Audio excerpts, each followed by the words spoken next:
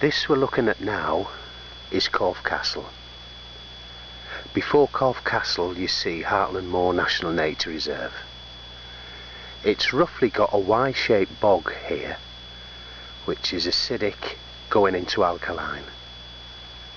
To the left of the castle is the old tramway, which used to haul clay, and to the right, if we scan round, is the Great Knoll,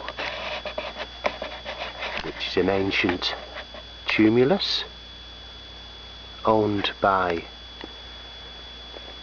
Natural England and the National Trust. This is one of the best national nature reserves in the country.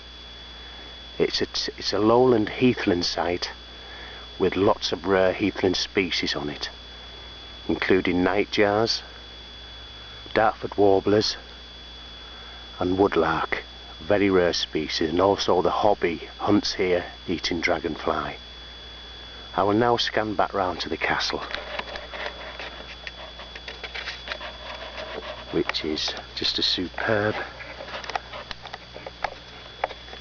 ancient monument. Okay, and to the left you can see the white plume of smoke is Northern Steam Train. This is Hartland Moor National Nature Reserve, October 2009.